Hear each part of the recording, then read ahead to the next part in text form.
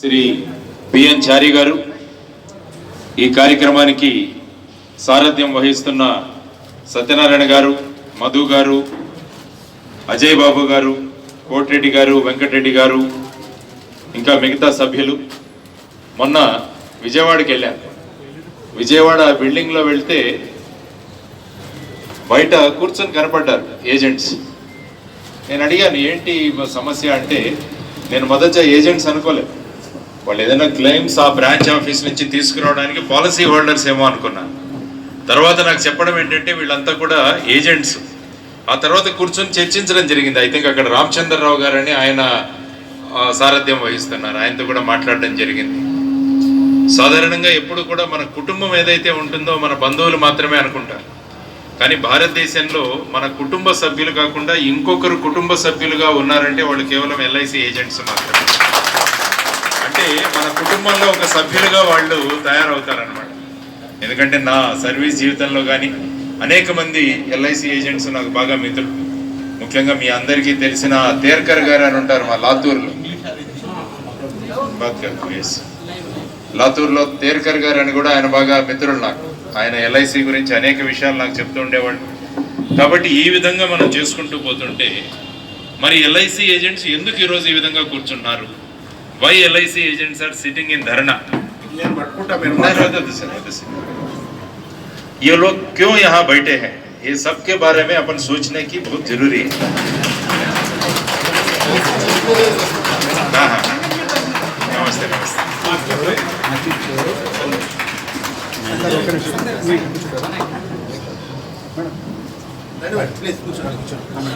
नमस्कार.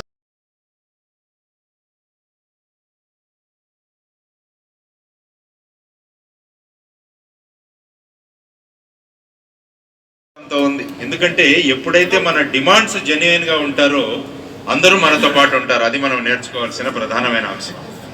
ఈరోజు ఏం కోరుకుంటున్నాం మనం? క్యా చారే, what we are demanding? We are not demanding much for ourselves, we are demanding everything for the policy holders. అందుకనే మీరు అన్నారు there is always a front end and a back end.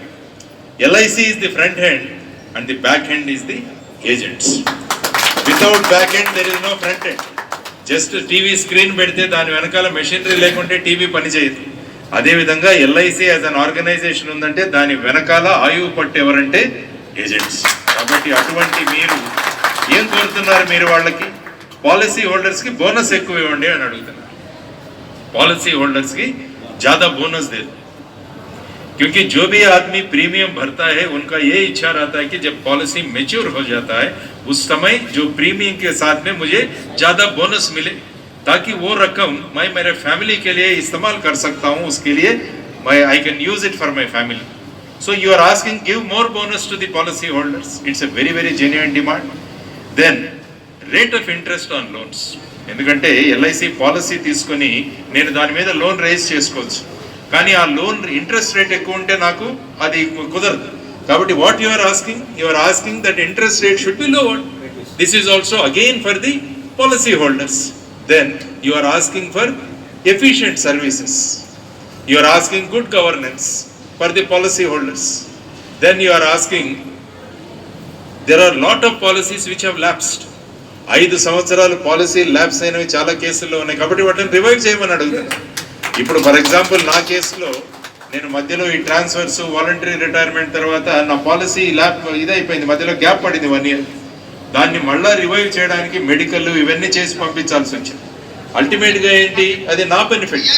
కాబట్టి మీరేమడుగుతున్నారు? ఏదైనా పరిస్థితుల్లో 5 साल के लिए कुछ पॉलिसी बंद हो गया, उसको रिवाइव करिए. किसके लिए? आपके लिए नहीं है, वो पॉलिसी होल्डर के लिए. ये गवर्नमेंट समझना चाहिए, एलआईसी समझना चाहिए और IRDA भी समझना चाहिए. ये अपना आवाज है. ఇది ఈ విధంగా మనం అడుగుతున్నాం. ఆ తర్వాత సిటిజన్ చార్టర్ ఒకటి డిస్ప్లే చేయమని అడుగుతున్నాం. This is mandatory as per right to information act also. समाचार हक के वजह से लोगों को चार्टर क्या है वो ऑफिस में डिस्प्ले करना मैंडेटरी है, डिस्प्ले करना. वही आप लोग मांग रहे हैं. और KYC नाम्स వాటి గురించి కూడా మీరు అడుగుతున్నారు. స్టాప్ డిమాండింగ్ KYC నామ్ for every transaction of the same customer. ఒకసారి నా ఐడెంటిటీ ఎస్టాబ్లిష్ అయిన తర్వాత ప్రతి ట్రాన్సాక్షన్కి మళ్ళీ నన్ను ప్రూవ్ చేయమంటే ఎలా ఉంటుంది నాకు? కాబట్టి ఇది వద్దు అని మీరు చెప్తున్నారు. తర్వాత జిఎస్టీ అండ్ ఇన్సూరెన్స్ పాలసీస్.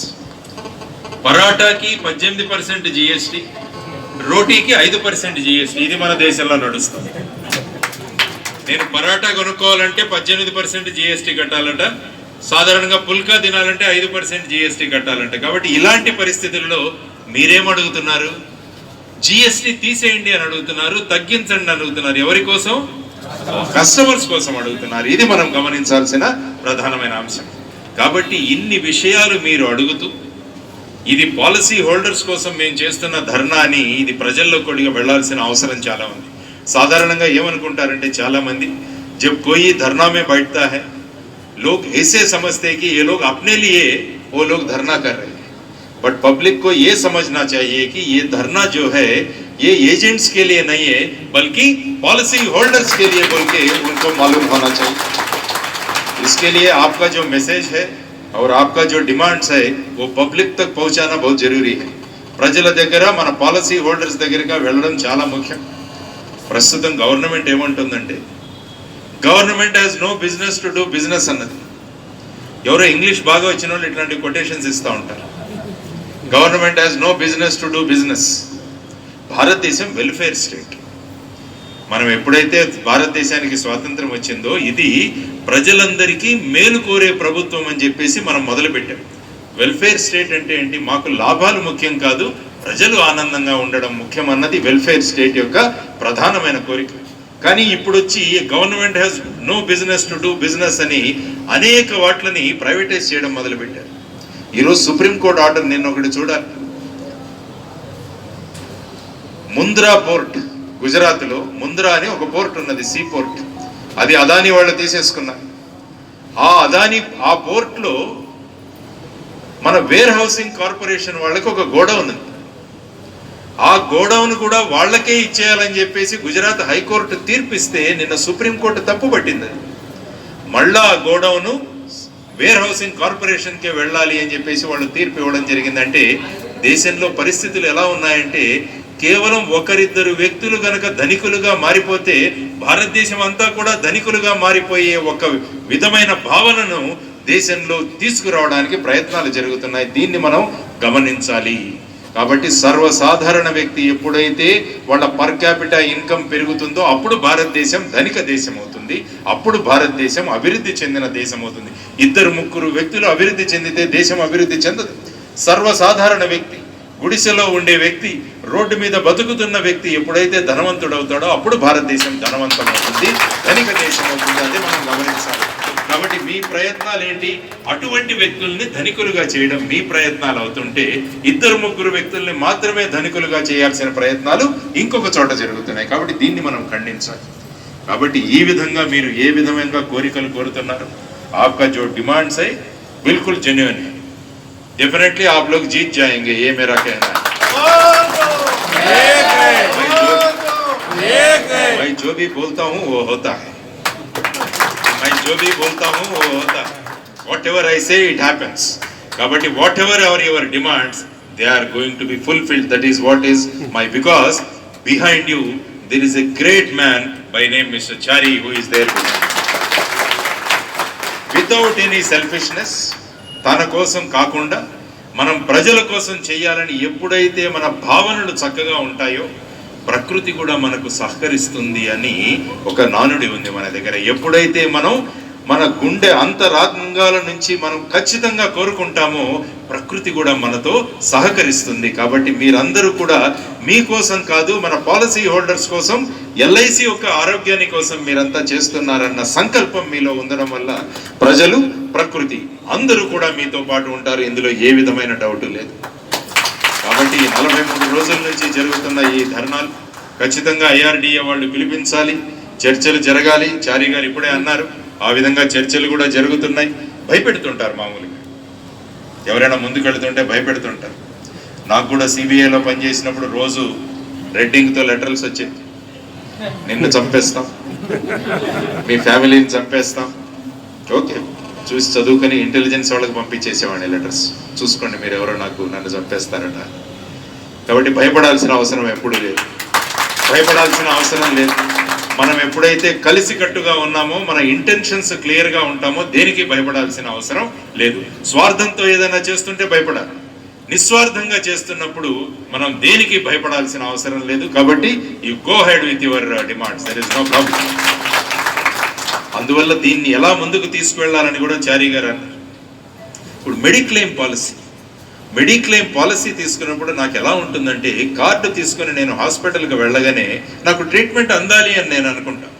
మొదట మీరు కట్టండి, తర్వాత మేము చూస్తామంటే అదేం మెడిక్లెయిమ్ పాలసీ నాకు అర్థం కాదు. కాబట్టి ఇటువంటి వాటిలో నేను కూడా రిటైర్ అయ్యాను. గ్రాట్యుటీ అన్నది చాలా ముఖ్యం నాకు. ఎందుకంటే గ్రాట్యుటీ ఇప్పుడు మాకు 15 లక్షల నుంచి 20 లక్షలు చేసి, ఐ థింక్ ఇప్పుడు 25-30 లక్షలు చేసినట్టున్నారు. కాబట్టి అది చిన్న కోరిక మనం కోరుకుంటున్నాం. గ్రూప్ ఇన్సూరెన్స్ ఇవ్వమని అడుగుతున్నాం. మేము కట్టుకుంటాం. మేము 120 రూపాయలు కట్టేవాళ్ళం గ్రూప్ ఇన్సూరెన్స్ మా జీతంలోంచి. అది మేము కట్టుకోవడానికి సిద్ధంగా ఉన్నాం. కాబట్టి మనం ఏది అడుగుతున్నామో అవన్నీ కూడా మనం हम जो जीएएस है वो हम पे करेंगे, जो आपका ग्रेट्युटी है ये हमको दे दो, और पेंशन पॉलिसी भी होना चाहिए. क्योंकि పెన్షన్ అన్నది మనం ఏదో కొత్త demand, it is a deferred payment అంటారు supreme court. Pension is a deferred payment. అంటే ఇన్ని సంవత్సరాలు చేసిన సర్వీస్ కి రికగ్నైజ్ చేసి ఈ పేమెంట్ ఏదైతే ఉందో దాన్ని ఇవ్వడమే పెన్షన్ అంటారు. కాబట్టి పెన్షన్ ను ఆపే శక్తి ఎవరికీ లేదని సుప్రీం కోర్టు కూడా చెప్పింది. కాబట్టి మనమేం అడుగుతున్నాం, ఈ పెన్షన్ ఇవ్వండి. కాబట్టి మీరు అడుగుతున్న డిమాండ్స్ చాలా తక్కువ, పాలసీ హోల్డర్స్కు మీరు కోరుకుంటున్న కోరికలేవు అవి చాలా ఎక్కువ. కాబట్టి ఆ విధంగా మనం వెళుతున్నాం. కాబట్టి మీరు ఖచ్చితంగా విజయం సాధిస్తారు. ఆ తర్వాత ప్రైవేటైజేషన్ దిశగా ఏదైతే ఆలోచనలు జరుగుతున్నాయో ఆ ఆలోచనలు కూడా మనం చూసుకోవాలి. పోర్టబిలిటీ స్కీమ్ ఒకటి ఉన్నది కొత్తగా, పోర్టబిలిటీ. కాబట్టి మన దాంట్లోంచి ఇంకో దానికి పోర్ట్ చేసుకోవచ్చు. ఇది పోర్ట్ చేయొచ్చు, కానీ మన హృదయాలను ఎక్కడ పోర్ట్ చేస్తారు చెప్పండి? మనం పాలసీని పోర్ట్ చేయగలం, కానీ మన ఆత్మీయతను, మన ఆప్యాయతను ఎలా పోర్ట్ చేస్తాం? మెషిన్ కాదు కదా, ఇది మనిషి యొక్క ఆప్యాయతని మీరు పోర్ట్ చేయలేరు. కాబట్టి ఆ ఆప్యాయత, అనురాగాలు ఉన్నది కేవలం ఎల్ఐసి ఏజెంట్స్కి మాత్రమే తెలియజేస్తారు. ఏజెంట్ అంటే ఏ జెంటల్మన్ అని, ఏజెంట్ అంటే ఏ జెంటల్ ఉమెన్ అని. అందుకనే ఏజెంట్ అంటారు. దాని పూర్తి ఎక్స్పాన్షన్ ఇది. ఎవరే gentleman, A gentleman is agent, A gentle women is agent. కాబట్టి అది ఏజెంట్కి డెఫినేషన్. కాబట్టి పోర్టబుల్ చేసిన తర్వాత ఈ జెంటిల్నెస్ రాదు మిగతా వాళ్ళు. బిజినెస్, ప్రాఫిట్ దీని గురించి ఆలోచిస్తారు తప్ప మన కుటుంబంలో సభ్యులు అని ఎప్పుడు కూడా వాళ్ళు హక్కున చేర్చుకోలేరు. అదే డిఫరెన్స్. కాబట్టి ఆ డిఫరెన్స్ అక్కడ తెలియాలి. ఐఆర్డీఏకి కానీ మినిస్ట్రీకి కానీ ఏ జో ఫరక్ హై ఓ మాలూమ్ హోనా चाहिए. जिस प्रकार से LIC एजेंट अपने पॉलिसी होल्डर से बर्ताव करता है, अपना प्रेम और अनुराग उनको देता है, बाकी प्राइवेट वाला नहीं कर पाएगा. ये उनको समझना चाहिए. ఇవన్నీ కూడా మనం తెలియజేసుకుంటూ ఖచ్చితంగా మీరు ముందుకు వెళదాం. చారీ గారు అన్నారు మీరు ఉండాలి అని. ఎస్, ఎందుకంటే నేను కూడా LIC పాలసీ హోల్డర్ని కాబట్టి it is my duty. It is my duty to support my agent. It is my duty to support my agent. That is what I always feel. ఎందుకంటే ఏజెంట్ లేకుంటే నేను లేను. రేపు ఏదైనా కుటుంబంలో ఏదైనా జరిగితే కుటుంబానికి భరోసా ఇచ్చేది ఏజెంట్. కాబట్టి మీరు లేకుంటే మేము లేము. కాబట్టి ఆ విధమైన ఆలోచనలతో మనం ముందుకు వెళదాం. ఒక వ్యక్తిగా నాకున్న ఏమాత్రం సహాయం చేయాలి అన్నది ఉందా, మీరు ఎప్పుడైనా పిలుపునివ్వండి. నేను ఎప్పుడు మీతో పాటు ఉంటాను ఖచ్చితంగా. ఇదేదో మీ గురించి కాదు, ఇది జెన్యున్ ప్రాబ్లం కాబట్టి, ఇది నిజమైన సమస్య కాబట్టి మీ అందరితో పాటు మనం ముందుకు వెళుతూ ఈ సమస్యను తీసుకువెళదాం. పెద్దలు ఉన్నారు, తర్వాత మన సుప్రీంకోర్టు అడ్వకేట్స్ ఉన్నారు. లీగల్గా కూడా దీన్ని ఏ విధంగా తీసుకువెళ్ళాలన్న గురించి కూడా ఆలోచిద్దాం. There is no doubt. ఎందుకంటే మనం ఎప్పుడైతే జెన్యున్గా కోరుతున్నామో, ఇన్ని రోజులు మనం ధర్నాలు చేస్తున్నామో, అయినా కూడా వెనుకంటే మనం ఏంటి లీగల్. అల్టిమేట్గా ఎప్పుడైతే మన రాజ్యాంగ హక్కులకు భంగం కలుగుతుందో వాటిని కోర్టుల దగ్గరికి తీసుకువెళ్లే అధికారం ప్రతి పౌరుడికి ఉంది. కాబట్టి పౌరుడికి ఉన్న అధికారాలు మన అందరికీ కూడా ఉన్నాయి. కాబట్టి దాన్ని కూడా తీసుకెళ్తాం. ఏ IRDA या LIC इसके बारे में जल्दी सोच विचार नहीं किए तो अपन न्यायस्थान के पास भी अपन जाने का कोशिश करेंगे. There is no doubt. वहां भी जाएंगे अपन. We need to touch the doors or we need to knock the doors of the judiciary also or the courts also. Let us not be afraid. ఏవో వార్నింగ్లు వస్తున్నాయి, మీకు వస్తున్నాయి, ఎక్కువ టీవీల్లో కనపడుతున్నారు, ఇవన్నీ కూడా వార్నింగ్లు వస్తున్నాయని చెప్పారు. కనపడండి, ఇంకా ఎక్కువ కనపడండి టీవీల్లో. జనాల దగ్గరికి వెళ్ళాలి మనం. కాబట్టి నా ముఖ్య ఉద్దేశం చారి గారికి ఏంటంటే మన టీవీలో కూడా ఒక ఇంటర్వ్యూస్ కానీ ఇవి కూడా ఇవ్వండి. ఎందుకంటే పాలసీ హోల్డర్స్కి తెలియాలి మీరు ఏమడుగుతున్నారు అని చెప్పేసి. కాబట్టి ఆ విధంగా మన ఉద్యమాన్ని ప్రజల దగ్గరికి తీసుకువెళ్ళి వచ్చేసారి ఉద్యమం చేయబోతే ఏజెంట్స్తో పాటు పాలసీ హోల్డర్స్ కూడా వచ్చేటట్టు చేస్తే మొత్తం దేశం స్తంభించిపోతుంది. కాబట్టి మనం చేయాల్సింది ఏంటంటే अपन पॉलिसी होल्डर्स को समझाना चाहिए कि जिस वजह से हम लोग ये धरना में बैठे हैं, हमारे क्या डिमांड्स है और आपके लिए हम लोग लड़ रहे हैं. अगले चरण में हमारे साथ आप भी रहिए, साथ में मिलके अपन फाइट करेंगे और अपन अपना आवाज उठाएंगे, उस तरह अपन बात करेंगे. కాబట్టి ఈ విధంగా మీరు I request all of you to plan in such a way that in case if the management is adamant or if the IRDA is adamant and if a situation comes wherein you have to come onto the streets, let along with you all the policy holders also come. Then that becomes a whoosh. That becomes a great revolution. So I think that situation should not come. I think the management, the corporation and the IRDA should ensure that that situation should not come. We are not warning, we are only suggesting that we are not just agents, we are a family. We are a family of policy holders and agents put together. If they come on the streets, then it will become very difficult to control the situation. So let us do that. కాబట్టి ఈరోజు మళ్ళా మీ అందరితో మా కుటుంబ సభ్యులతో కలిసి అవకాశాన్ని మళ్ళా మీరు కల్పించారు. కాబట్టి ఖచ్చితంగా మన నిస్వార్థ మనసులతో మనం చేస్తున్న ఈ ఆందోళన ఏదైతే ఉంటుందో అది ఎక్కడ చేరాలో అక్కడ ఖచ్చితంగా చేరుతుంది. చేరి మన డిమాండ్స్ ఏవైతే ఉన్నాయో అవి ఖచ్చితంగా నెరవేరాలని చెప్పి మనస్ఫూర్తిగా కోరుకుంటూ మళ్ళా చారి గారు మళ్ళా రోడ్డు మీదకి వచ్చే పరిస్థితి నిర్మాణం అవ్వకూడదని నేను మనస్ఫూర్తిగా కోరుకుంటూ సెలవు తీసుకుంటున్నాను. నమస్కారం. జై హింద్. భారత్ మాతా కీ జై.